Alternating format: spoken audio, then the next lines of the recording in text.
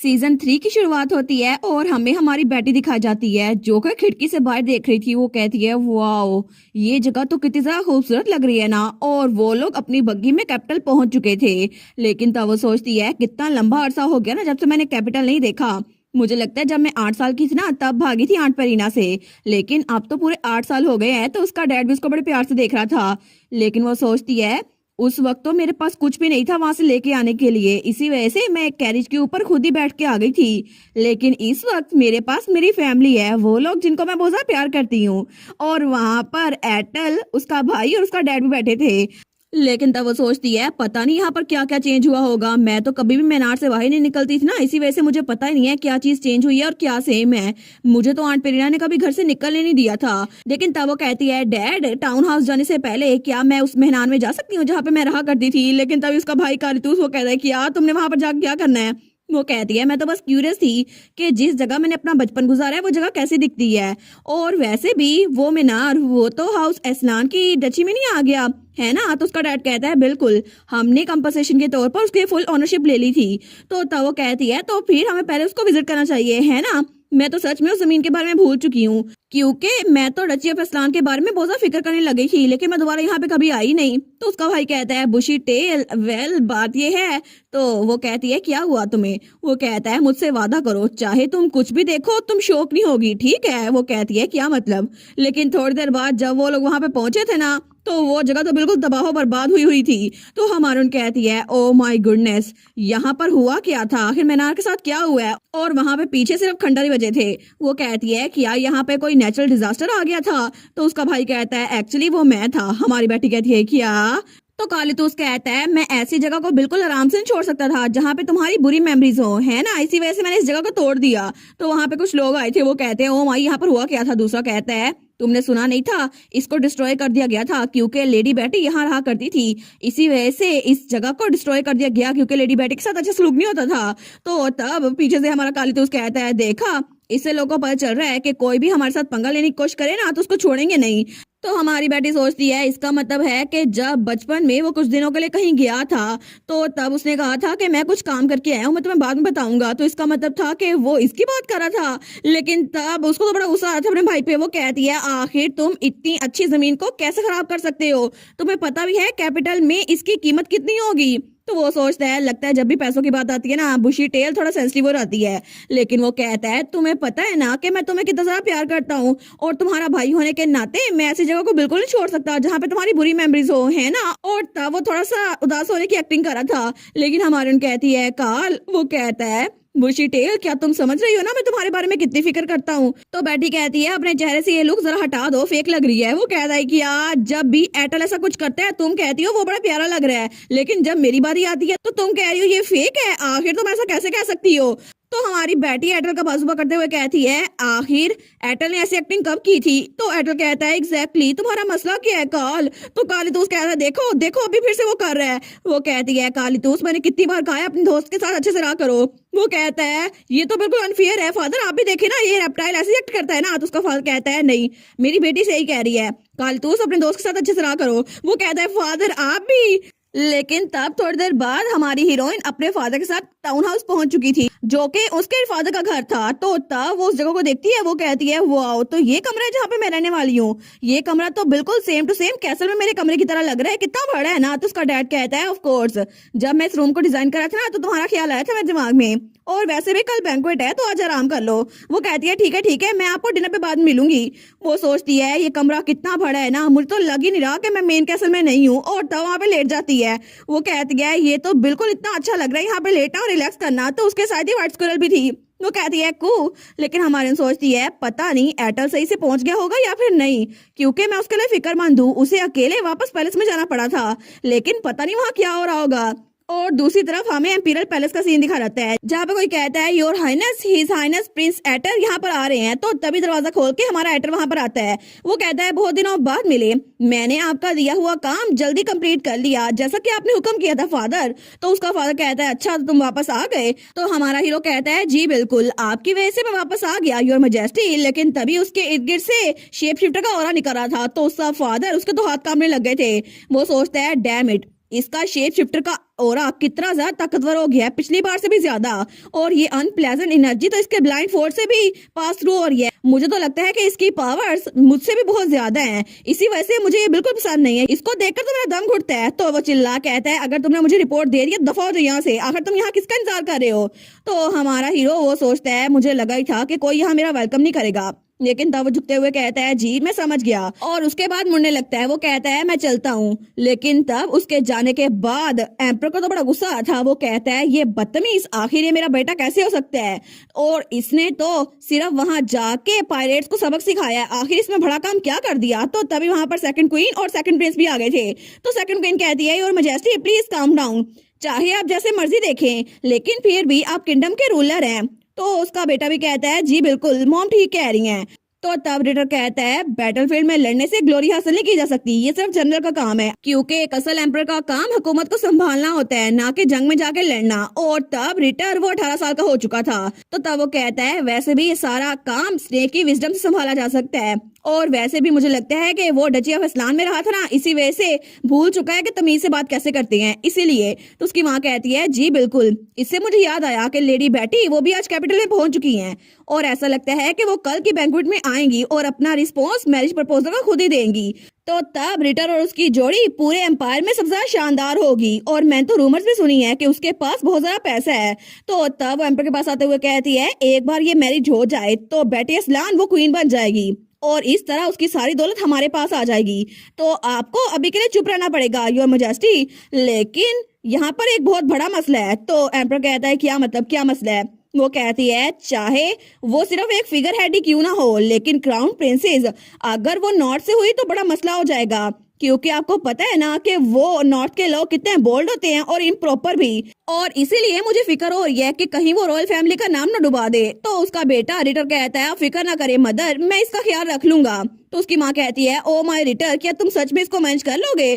तो वो जाते हुए कहते हैं, ऑफ कोर्स, दुनिया में कोई भी लड़की नहीं है जिसको मैं मैनेज नहीं कर सकता। और तब आगे बढ़ते हुए कहता है, इसीलिए लेडी बैटी जैसी कोई इंसान, उसको तो मैं आराम से हैंडल कर लूंगा और उसको उसकी औकात दिखाऊंगा। लेकिन तब वो स्माइल कर रहा था। वो कहता है, बैटी इस्लाम मेरे सामने कुछ भी नहीं है, लेकिन रिटर तुम बस सबर तो कर जाओ, आके तुम्हें औकात तुम्हारी बैटी दिखाती है, बस तुम सबर तो करो। और तभी हमें अगले दिन का सीन दिखा रहता है, और एम्पीरियल पैलेस जो कि चमक रहा था क्योंकि आज बैंक्वेट का दिन था। लेकिन तभी हमारी बेटी, उसको कोई नीचे उतरने में हेल्प करता है, और वो वही ट्विंस थे जो कि बचपन में हमारी बेटी के पास आए थे। तो हमारे कहती है, तुम लोग इतनी दूर मेरे लिए कैपिटल से आए हो, क्या तुम लोग को कोई मसला तो नहीं है।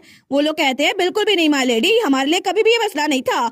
वैसे भी आपने हमें अपने घर में तब रखा जब हमारी सिस्टर और फादर दुनिया में नहीं थे, और जब बेटी छोटी थी ना, उसने उन दोनों बच्चों से कहा था, तुम लोग मेरे साथ कैसल में क्यों नहीं रहते। तो बच्चे कहते हैं, कैसल में, लेकिन तभी दोनों वो भी बड़े हो चुके थे। वो कहते हैं, हम एंड तक आपको फॉलो करते रहेंगे चाहे कुछ भी हो जाए। दूसरा कहता है, बिल्कुल मैं भी ऐसे ही करूंगा। तो बेटी कहती है, तुम लोग तो बहुत स्ट्रॉन्ग और ट्रस्टवर्दी बनते जा रहे हो, तुम्हारी सिस्टर जरूर तुम पर नाज करती होगी, है ना। लेकिन तभी वहां पर कोई आता है। वो कहता है, बुशी टेल, वो था उसका भाई और उसका डैड। वो कहता है, क्या तुमने ज्यादा इंतजार किया। तो बेटी कहती है, नहीं नहीं, मेरी कैरेज अभी पहुंची है। तो उसका भाई कहता है, अच्छा, लेकिन इस दौरान किसी ने तुमसे फ्लर्ट तो नहीं किया। तो वो इधर उधर देखता है। तो हमारी बेटी कहती है, क्या हो गया, किस पर शक हो रहा है तुम्हें। वो कहता है, तुम इतनी प्यारी लग रही हो, ऑब्वियस है ना कि कोई भी तुम पे फ्लर्ट करने की कोशिश करे, इसी वजह से मैं थोड़ा परेशान हो रहा था। तो उसका डैड भी कहता है, बिल्कुल, यहाँ के लोग मेरी बेटी के इर्द गिर्द मंडलाते रहेंगे, इसी वजह से मेरी बेटी थोड़ा बच के रहना, और हम तुम्हारे साथ ही रहेंगे। वो कहती है, अच्छा बस कर दे, चले अंदर चलते हैं। तो वो दोनों बच्चे कहते हैं, ठीक है, आप अपना टाइम गुजारिएगा लेडी बेटी। लेकिन तब हमारी बेटी आगे जा रही थी। तो उसका भाई कहता है, बुशी टेल, तुम तो बड़ी जल्दी में लग रही हो, क्या तुम्हें बैंक्वेट एंजॉय करने का बड़ा दिल कर रहा है। वो कहती है, ऑफ कोर्स, और वो स्माइल करते हुए कहती है, क्योंकि आज का दिन है जब हम स्नेक को पकड़ेंगे। और तब थोड़ी देर बाद हमें बैंक्वेट के अंदर का सीन दिखा रहता है, जहाँ पे बहुत सारी लड़कियां खड़ी हुई थी। तो वो सारी की सारी लड़कियां तो छुप छुप के हमारे ड्यूक और कालीतूस को देख रही थी। वो कहती हैं, तुमने देखा ड्यूक असलान और लॉर्ड कालीतूस, हम कितने लंबे अरसे बाद डची असलान से किसी को देख रहे हैं ना, लेकिन ये दोनों तो हमेशा की तरह हैंडसम लग रहे हैं। दूसरी कहती है, ड्यूक असलान तो अभी तक बिल्कुल नहीं बदले, वो तो बिल्कुल ऐसे ही लगते हैं जैसे लॉर्ड कालीतूस के बड़े भाई हों, वो तो अभी तक बहुत ही ज्यादा हैंडसम है। तो उनमें से कोई और कहती है, लॉर्ड कालीतूस को तो देखो, ये कितने हैंडसम हो गए हैं, और मुझे लगता है कि डची ऑफ एस्लान में ब्लेस्ड लैंड है, जिसकी वजह से हर कोई वहां पे बहुत ज्यादा हैंडसम होता है। लेकिन वो लोग बातें करते हुए कहती है, मैंने सुना था कि लॉर्ड कालीतूस उनके लिए जो भी मैरिज के प्रपोजल आ रहे हैं वो उनको रिजेक्ट करते जा रहे हैं। तो वो पहले वाली कहती है, हाँ मैंने भी सुना था कि उन्होंने पिछले साल भी किसी के साथ डांस नहीं किया था।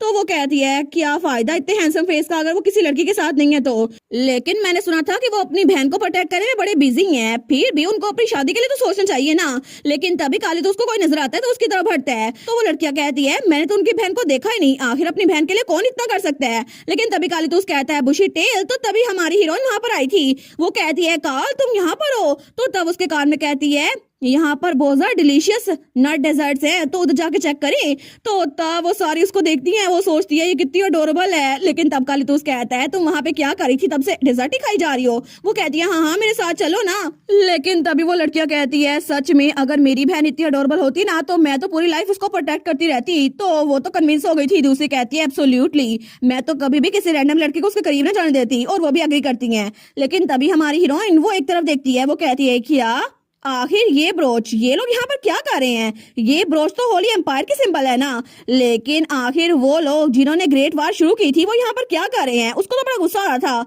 वो सोचती है, मुझे यकीन नहीं होता कि होली किंगडम के लोग जिनके साथ हमारी लड़ाई हो रही थी उनको यहाँ इस बैंक्वेट में बुलाया गया है। आखिर वो लोग ऐसा कैसे कर सकते हैं। हालांकि मेरे डैड और कालीतूस दोनों ने वहां लड़ाई की थी, लेकिन वो नाइट्स तो वहां आराम से गुजरे जा रहे थे। वो सोचती है, इन्होंने तो एक बार फ्लिंच भी नहीं किया। ऐसा लगता है कि ये बहुत ज्यादा थिक स्किन्ड है, जिसकी वजह से इनको फर्क नहीं पड़ता कि जिन लोगों को इन्होंने मारा था ना वो उन्हीं के इलाके में आए हैं। तो तब कालीतूस कहता है, बुशी टेल तुम किसकी तरफ घूर रही हो। वो कहती है, देखो सही वो तो होली एम्पायर के लोग हैं ना, यहाँ पर क्या कर रहे हैं। तो कालीतूस वहां देखते हैं, वो कहता है, ये लोग तो जाने पहचाने लग रहे हैं। लेकिन तभी वो लोग जो स्पाई थे ना वो कहते हैं, क्या ये आवाज तो जाने पहचाने लग रही है। लेकिन तभी कालीतूस कहता है, फादर क्या हमने इनमें से किसी को देखा नहीं है। तो उसका फादर कहता है, बिल्कुल कुछ को तो हमने एक कैदी के तौर पर पकड़ा था। तो वो लोग तो डरी जा रहे थे। कालीतूस कहता है, अरे हाँ इनको तो हमने 3 बार पकड़ा था, कितना मजा आया था। लेकिन वो तो डरी जा रहे थे क्योंकि असल में वो लोग हमारे कालीतूस और ड्यूक से डरते थे। हमारे सोचती है कि यार ये हमसे भाग रहे हैं, लेकिन अच्छा ही हुआ भाग जाओ यहाँ से। आखिर तुम लोग की हिम्मत कैसे हुई उस जगह पे आने की जहाँ पे तुम लोगों ने लोग की जान ली थी। तो तब उनको मुंह चढ़ा रही थी। लेकिन तभी वहां पर बैंड बाजा बजता है और तब हमारी उन कहती है, ऐसा लगता है कि बैंक्वेट ऑफिशियली स्टार्ट होने वाली है। तो उसका भाई कहता है, लगता है कि हमें नाखुशगवार चेहरे देखने पड़ेंगे। और तभी वहां पर दरवाजा खुलता है और कोई कहता है, हिज मैजेस्टी वो यहाँ पर आ रहे हैं। और तभी वहां पर एम्परर आता है। लेकिन हमारे उन सोचती है, एम्परर तो सेम टू सेम रिटर की तरह दिखता है, कितना अनोइंग है ना, बस इनका हेयर स्टाइल अलग है। तो तभी कोई कहता है, हर मैजेस्टी अब आ रही है। वो सोचती है, अच्छा। लेकिन तभी उसके बाद कोई कहता है, प्रिंस एटर अब दाखिल हो रहे हैं। तो तभी हमारा प्रिंस एटर वो वहां शानदार एंट्री देता है। लेकिन तभी सारी की सारी लड़कियां उसको देखी जा रही थी। वो लोग कहती है, ओ माय गुडनेस हमने प्रिंस एटर को कब से नहीं देखा, ये तो बहुत ज्यादा हैंडसम हो गए हैं और इनके ब्लाइंड फोल्ड से भी इनकी ब्यूटी ढक नहीं रही। तो हमारे उनकी बातें सुनती है। वो लोग कहती हैं, मैंने तो ये भी सुना था कि इन्होंने पायरेट्स को भी हराया है, ऐसा लगता है कि ये सच में सी गॉड के नाम से मशहूर है। तो दूसरी कहती है, सच्ची फिर तो अच्छी बात है। लेकिन हमारी हीरोइन तो सेटिस्फाई हो गई थी क्योंकि एटल की तारीफें हो रही थी। वो सोचती है, तारीफ एटल की हो रही है लेकिन मुझे इतना प्राउड फील क्यों हो रहा है, एटल तो अमेजिंग है। लेकिन तभी प्रिंस एटर वो सब में से हमारी बेटी को देखता है। हमारी उन कहती है, क्या। और तभी उसको तरफ देखकर स्माइल करता है। हमारी उन सोचती है, क्या इतने सारे लोगों में से क्या इसने मुझे पहचान लिया, वो भी इतनी दूर से। लेकिन तभी वो तो हमारे एटल की तरफ देखी जा रही थी। तो तभी कोई कहता है, प्रिंस रिटर दाखिल हो रहे हैं। तो तभी वहां पर रिटर आता है। लेकिन वो सोचता है कि यार ये मेरी तरफ क्यों नहीं देख रही जब मैं यहाँ पर आ रहा हूँ। लेकिन तब वो सोचता है, लगता है कि ये मुझसे नजरें नहीं मिलाना चाहती, शर्मा रही होगी है ना। लेकिन फिर भी एक नॉर्दर्न के तौर पर ये कुछ भी नहीं कर सकती। तो तभी वहां पर हमारी बेटी तो एटल के पास गई थी और उसने ड्यूक और अपने भाई को दूर खड़ा किया था कि यहाँ पे ना आना। लेकिन तब वो कहती है, एटल तुम तो जब एंट्रेंस दे रहे थे ना बड़े अमेजिंग थे। वो कहता है, सच में। वो कहती है, बिल्कुल तुम्हारा ड्रेसअप होके आना कितना अच्छा लग रहा है ना, तुम तो बेस्ट हो। वो कहता है, सच में। लेकिन तुम जब शाइन करती हो ना बिल्कुल स्टार की तरह, तब जरा बेस्ट लगती हो। और वो लोग तारीफें किए जा रहे थे एक दूसरे की। वो कहती है, सच्ची मैं। वो कहता है, बिल्कुल तुम तो आज अलग से ग्लो कर रही हो। लेकिन तभी वहां पर कोई आता है। वो कहता है, एटर मुझे माफ करना लेकिन क्या मैं लेडी बैट से थोड़ी देर के लिए बात कर सकता हूँ। और वो था रिटर। हमारी सोचती है, देखो फिर से आ गया ये रिटर। वो कहता है, हम पहले मिल चुके हैं है ना। लेकिन फिर भी ये हमारी पहली फॉर्मल मीटिंग है ना, तो हमें एक दूसरे से बात करनी चाहिए। और वैसे भी आप मेरी मैरिज प्रपोजल का जवाब बाद में दे सकती हैं। तो पीछे वाली लड़कियां कहती है मैरिज प्रपोजल, दूसरी कहती है तुम्हें पता नहीं था हिज हाइनेस ने रिसेंटली पब्लिकली इनको प्रपोज किया है। दूसरी कहती है सच में, मुझे नहीं पता था। लेकिन वो लोग कहती हैं सच में वो इतनी दूर कैपिटल यहाँ आई हैं, मुझे लगता है कि उनकी एंगेजमेंट तो प्रैक्टिकली कंफर्म है। तो रिटर सोचता है देखा, ऑफ कोर्स कौन ही लड़की होगी पूरी दुनिया में जो मुझे मना करेगी, मैं एक प्रिंस हूँ। तो तभी हमारी बेटी कहती है मैंने सोचा था ये अच्छा होगा अगर मैं आपके सामने आकर आपको जवाब दूं, इसी वजह से मैं यहाँ पर खुद आई हूँ। तो तब उसका हाथ पकड़ने लगता है, वो कहता है सच में, फिर तो मैं आपकी सोच को अप्रिशिएट करता हूँ। तो आपका जवाब तो ऑब्वियसली। लेकिन तभी हमारी हीरोइन उसका हाथ झटक देती है। वो कहता है क्या? वो तो बिल्कुल हैरान रह गया था। तो हमारी हीरोइन कहती है आखिर तुम किस फैंटेसी में जी रहे हो? मेरा जवाब ना है। क्या तुम्हें समझ आ रही है? मैं तुम्हें यहाँ मना करने के लिए आई हूँ।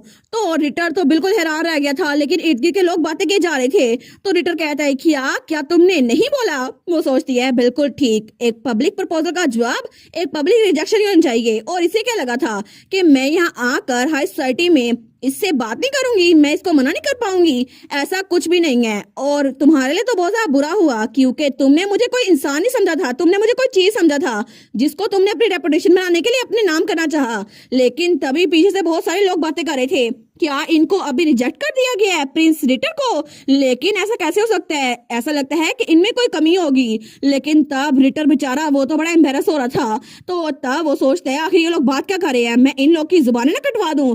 लेकिन तब अपने दांत पीसते हुए सोचता है नहीं, मुझे अपने आप को कंट्रोल करना होगा। अगर मैंने यहाँ पे गुस्सा दिखाया तो सबको लगेगा मैं पिठैती हूँ। लेकिन तभी हमारी बेटी कहती है अरे आपके दांत, क्या आप ठीक है? वो कहता है क्या? वो कहती है आपको याद है ना जब आप छोटे थे तो मैंने आपके मुंह पे मुक्का मारा था जिसकी वजह से आपका एक दांत टूट गया था। लेकिन अच्छा हुआ ना वो सिर्फ बेबी टूट था, बाद में निकल आया, इसी वजह से आपके दांत अब ठीक है। और तब स्माइल करती है। तो रिटर कहता है आखिर तुम अपने झगड़ालूपन को यहाँ पे क्यों लेके आ रही हो? लेकिन पीछे एटल और हमारी हीरोइन का भाई कालितोस खड़े थे। तो एटल कहता है क्या तुम स्टेप इन नहीं करने वाले? तो कालितोस कहता है नहीं, उसने कहा था कि वो स्नेक की गर्दन खुद ही तोड़ेगी। और इसी वजह से बुशीटेल ने हमसे पहले ही कहा था चाहे कुछ भी हो जाए, वो स्नेक्स कुछ भी कहें, आपको अपना टेम्पर लूज नहीं करना होगा।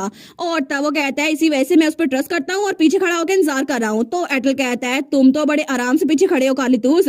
लेकिन तभी रिटर कहता है लेडी बेटी, क्या ये बात आपके दिमाग में नहीं आई कि अगर आपने मेरे प्रपोजल को रिजेक्ट कर दिया तो आप रॉयल फैमिली के खिलाफ हो जाएंगी? तो हमारी बेटी कहती है जी मैंने इस बारे में सोचा था, और अगर मैं रॉयल फैमिली के खिलाफ हो भी गई ना तभी ड्यूक और कालितोस के पीछे खड़े रहते हैं। वो कहती है इससे कोई बड़ा मसला नहीं होगा क्योंकि मेरी फैमिली मेरे साथ है। तो तभी रिटर, उसको तो बड़ी जलन हो रही थी, वो तो बिल्कुल फ्रीज हो गया था।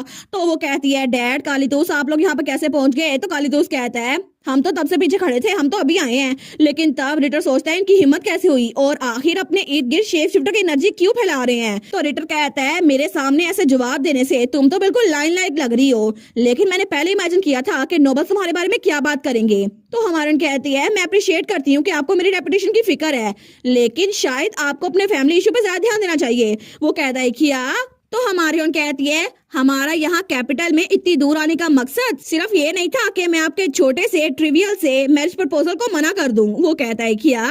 वो सोचता है क्या ये मैरिज प्रपोजल को ट्रिवियल मैटर कह रही है? लेकिन हमारी ओन कहती है असल में हम लोग यहाँ पर आपकी डिग्निटी कायम करने के लिए आए हैं। तो मैं चुपचाप कहूंगी। तो तब उसके पास होकर उसके घर में कहती है हम लोग यहाँ पर वार की पेमेंट लेने के लिए आए हैं जो कि पहले ही तुम लोगों ने सेटल नहीं की। तो तब उसके पास होकर कहती है क्या ये सच है कि रॉयल खजाना वो पहले खत्म हो चुका है? लेकिन तब रिटर को पसीना आ रहा था। लेकिन तभी वहाँ लड़कियां उनको देखकर बातें कर रही थी, ये लोग क्या बात कर रहे हैं? हिज हाइनेस प्रिंस रिटर तो खुश बिल्कुल नहीं लग रहे। तो तब एम्परर उनको देखता है, वो सोचता है कितना पठैती का ये, इसने कहा था ये सिचुएशन को संभाल लेगा, लेकिन ये तो सिचुएशन को और बुरा करते जा रहा है। तो वो उनके पास आते हुए कहता है प्रिंस रिटर आपको नहीं लगता कि बैंक्वेट में अपने आप को एंजॉय करना चाहिए? तो वो कहता है फादर। लेकिन तभी हमारी बेटी उनको ग्रीट करती है, वो कहती है ग्रीटिंग योर मैजेस्टी। तो एम्प्रेस कहती है ओ लेडी बेटी। तो एम्पर कहता है क्या आप मुझे बता सकती हैं कि आखिर बैंक्वेट हॉल में इतना शोर करने की वजह क्या है? तो हमारे उन कहती है मुझे माफ कीजिएगा, लेकिन मुझे लगता है कि ये इस वजह से है क्योंकि मैंने आपके बेटे का प्रपोजल रिजेक्ट कर दिया है। तो एम्प्रेस वहाँ बिल्कुल खामोश खड़ी थी, लेकिन एम्पर कहता है अच्छा लेडी बेटी, आपको लगता है ये ज्यादा जल्दबाजी में किया आपने फैसला, क्योंकि आपको लगता है कि शादी के बाद आप उनको समझ सकती हैं और इस तरह टाइम के साथ साथ आपको उनसे प्यार हो जाएगा, तो आपको रिकंसिडर करना चाहिए। और क्या यहाँ पर इतना शोर करने की वजह बस यही थी? तो बेटी कहती है जी नहीं, असल में यहाँ पर हम सिर्फ रॉयल फैमिली की डिग्निटी को कायम करने के लिए आए थे, इसी वजह से आराम से बता रहे थे।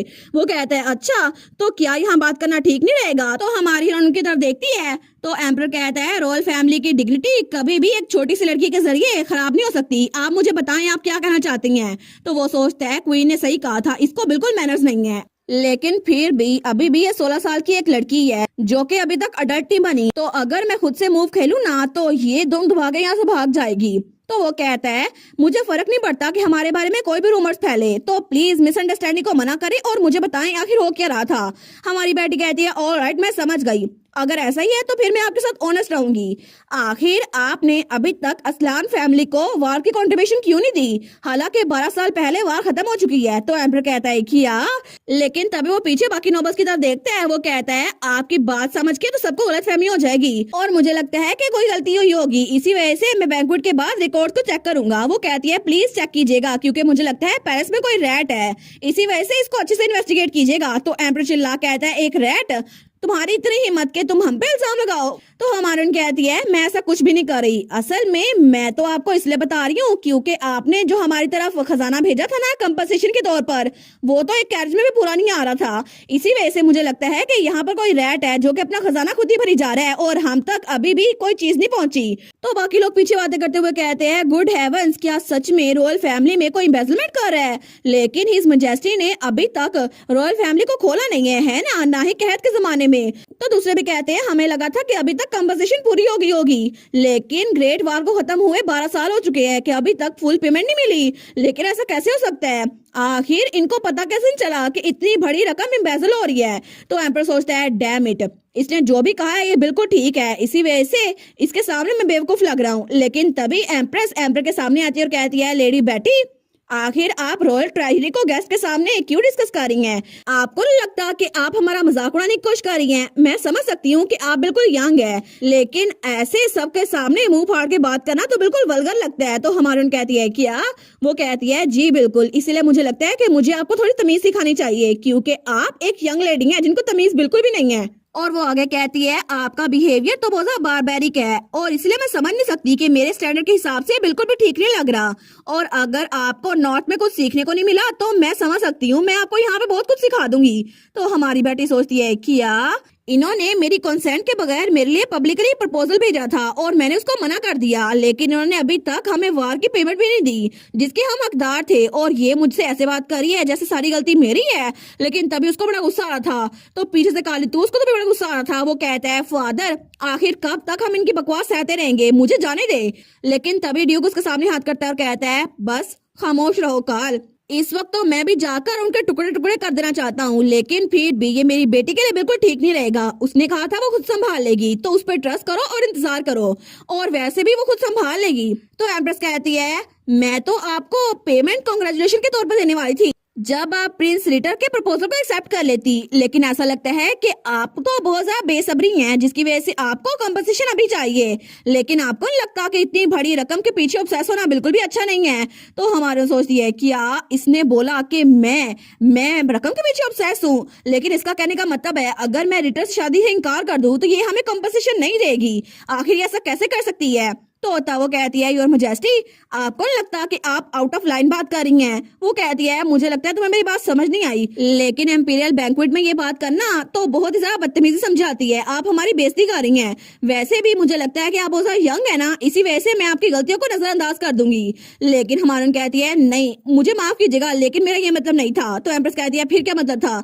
वो कहती है आपके अल्फाज सुनकर तो ऐसा लग रहा है कि अगर मैंने हिज हाइनेस का प्रपोजल एक्सेप्ट किया तभी मुझे पेमेंट मिलेगी, लेकिन अगर मैंने उसे मना कर दिया तो फिर आप हमें पेमेंट नहीं देगी। लेकिन योर मैजेस्टी जो रकम हम मांग रहे हैं ना वो कोई ऑर्डिनरी मनी नहीं है, बल्कि राइटफुल कंपनसेशन है, क्योंकि ये रकम वो है जो मेरे भाई और फादर ने बैटलफील्ड में अपने लोग की कुर्बानी देकर दी थी ताकि किंगडम और उसके लोग प्रोटेक्टेड रह सके। और मुझे यकीन नहीं होता कि आप मैरिज को एक लेवरेज के तौर पर यूज कर रही हैं, और इसी वजह से मैं आपके एक्शंस को बिल्कुल सेंस नहीं कर सकती। आखिर ये बात सेंस बनाती भी है या फिर नहीं?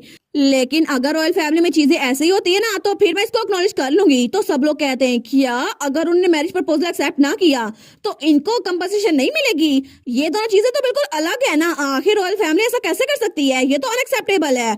लेकिन तब सब लोग उनके खिलाफ बातें कर रहे थे तो क्वीन सोचती है आखिर इसकी हिम्मत कैसे हुई सबके सामने मेरी इंसल्ट करने की। और तब तो क्वीन को बड़ा गुस्सा आ रहा था। लेकिन थोड़ी देर बाद हमारी हीरोइन अपने कमरे में आ गई थी तो हमारी बेटी कहती है कि आप लोगों ने देखा उनके चेहरे कैसे बन गए थे, उनके पास तो कहने के लिए कुछ भी नहीं बचा और इसीलिए उन्होंने जल्दी से पार्टी खत्म की और जल्दी से वापस लौट गए।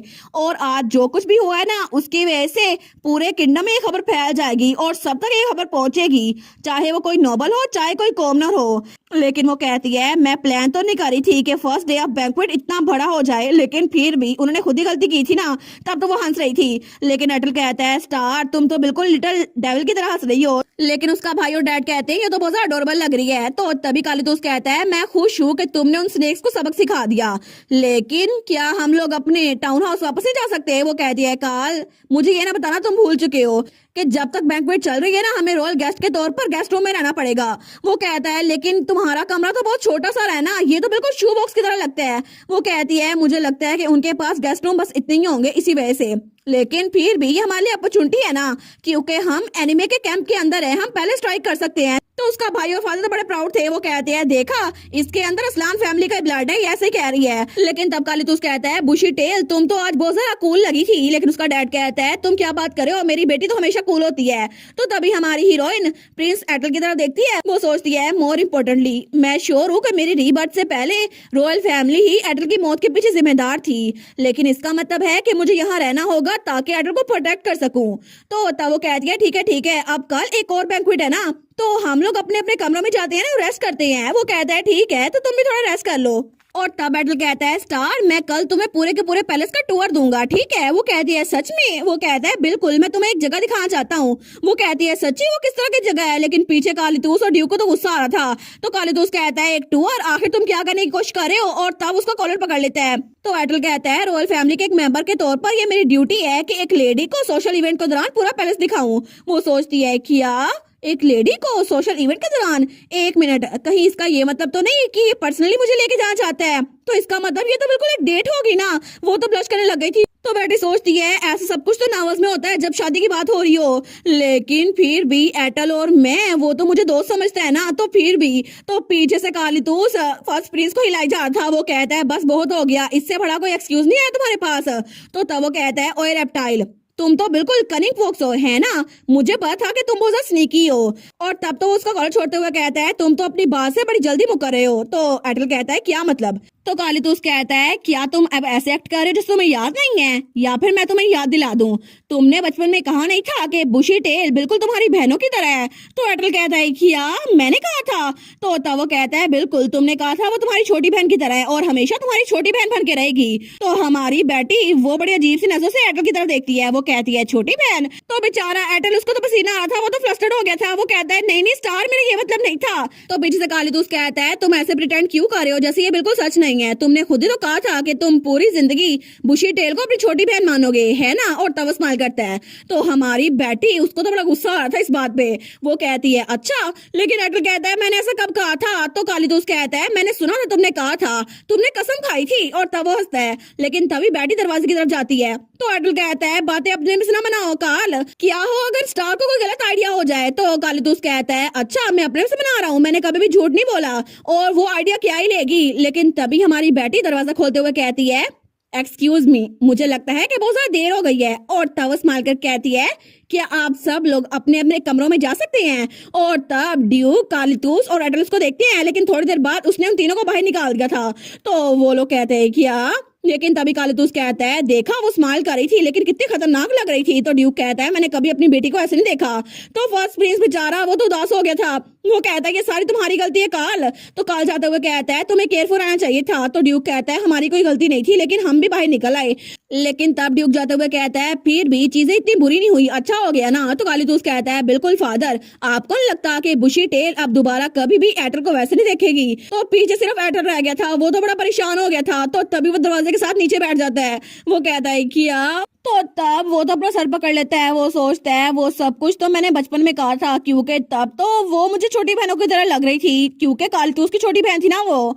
लेकिन अब तो वो मुझे बिल्कुल भी किसी बहन की तरह नहीं लगती। अब तो मैं स्टार के लिए कुछ और फील करता हूँ, लेकिन अगर उसे गलतफहमी हो गई है तो आखिर मैं उसकी गलतफहमी कैसे दूर करूँ? मुझे लगता है वो मुझसे नाराज हो गई है, लेकिन आखिर मैं अपनी जुबान पे काबू क्यों नहीं रख सका था तब? आखिर मुझे ये क्यों ही बोलना था? और इसी के साथ ये वाला पार्ट यहीं पर ख़त्म। तो आप लोग बताइएगा आप लोग को ये पार्ट कैसा लगा, और वीडियो को लाइक और चैनल को सब्सक्राइब लाज़मी कीजिएगा। बाकी वीडियोस का लिंक भी स्क्रीन पर नज़र आ रहा होगा, तो काइंडली उनको भी चेकआउट कर लें। और thank you so much for watching my videos. Stay safe, bye bye.